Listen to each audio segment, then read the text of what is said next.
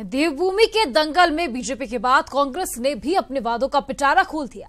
आइए आपको दिखाते हैं किसके वादे में क्या है। वैसे इस वादे को जनता कितना मानती और समझती है, 18 दिसंबर को ही पता चलेगा।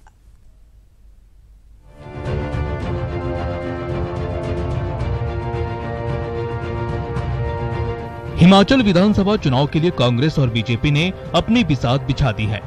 बीजेपी ने रविवार को विजन डॉक्यूमेंट के जरिए देवभूमि की जनता के सामने वादों का पिटारा खोल दिया, तो कांग्रेस ने भी 3 दिन बाद मैनिफेस्टो में लोक लुभावन वादे किए।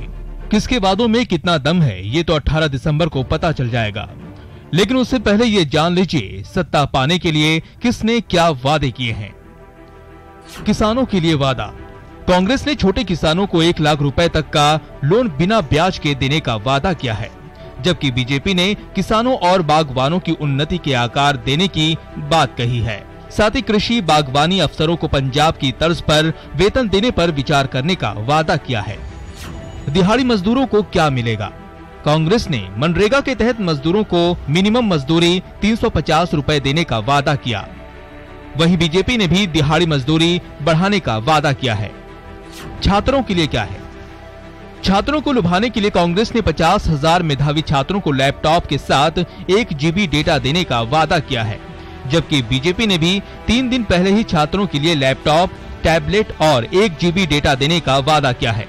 साथ ही स्कूली बच्चों को जूते और स्कूल बैग फ्री देने की घोषणा की और बीपीएल छात्रों को स्नातक तक निःशुल्क शिक्षा देने की बात कही।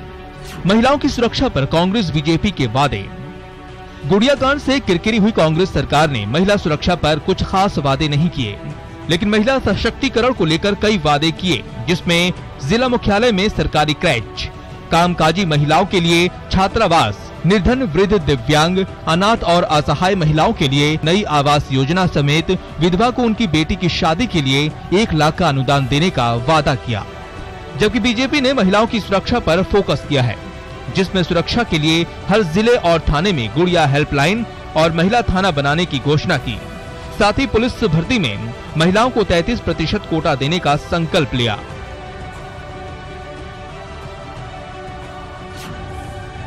बुजुर्गों के लिए लोक लुभावन वादे। कांग्रेस ने अपने मैनिफेस्टो में बुजुर्गों के लिए 1300 रुपए पेंशन देने की घोषणा की है और सभी जिलों में ओल्ड एज होम बनाने का वादा किया है। वहीं बीजेपी ने बुजुर्गों के लिए 4 धाम की यात्रा फ्री करने का संकल्प लिया। दोनों पार्टियों के वादों के पिटारों में इतना कुछ है कि अगर ये वादे पूरे हो जाएं, तो देवभूमि स्वर्ग बन जाए। लेकिन अब तक जो पार्टियों का रिकॉर्ड रहा है, उससे जनता भी अवगत है और वो भी जानती है ये वादे हैं, वादों का क्या। Bureau report, ETV news. दागी नेताओं को डबल झटका लगने वाला है। सुप्रीम कोर्ट जहां ऐसे मामलों की जल्द सुनवाई की तैयारी में है, वहीं पर चुनाव आयोग दागी नेताओं के चुनाव लड़ने पर आजीवन प्रतिबंध लगाने के मूड में।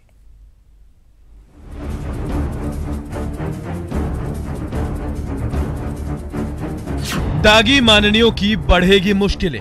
स्पेशल फास्ट ट्रैक कोर्ट में होगी सुनवाई। साल भर में दूध का दूध और पानी का पानी। दागियों के चुनाव लड़ने पर आजीवन बैन।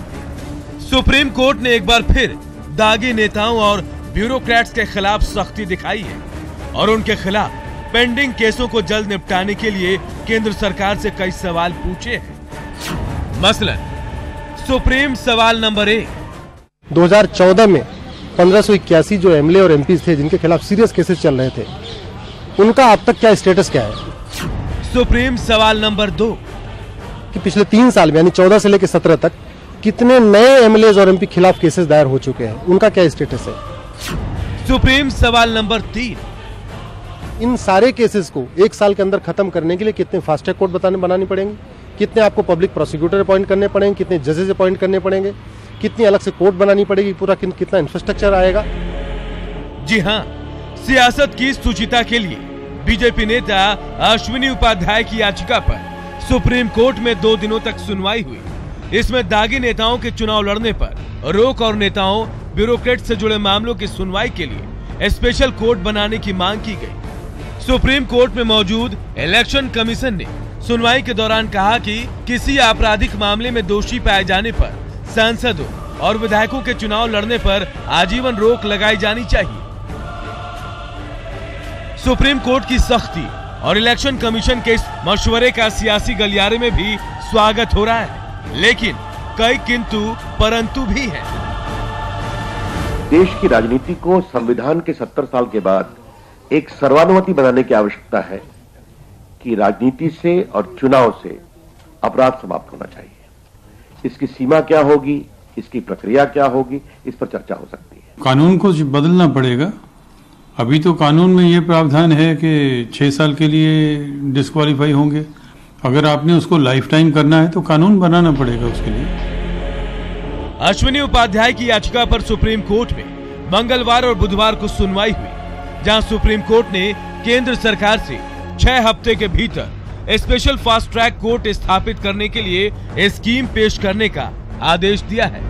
सुप्रीम कोर्ट पूरी तरीके से क्लीन पॉलिटिक्स चाहती है और मुझे लगता है कि नए भारत के निर्माण के लिए क्लीन पॉलिटिक्स बहुत जरूरी है। चुनावी हलफनामे के आधार पर तैयार किए गए एडीआर के आंकड़ों की माने तो बीजेपी के 523, कांग्रेस के 248, आपके 26 सांसद और विधायक दागी हैं, जिनमें से 190 पर हत्या की कोशिश, 87 पर मर्डर, 64 पर किडनैपिंग और 52 के खिलाफ महिलाओं से जुड़े अपराधों में केस चल रहे हैं। 543 लोकसभा सांसदों में से 34% यानी 184 सांसद दागदार हैं।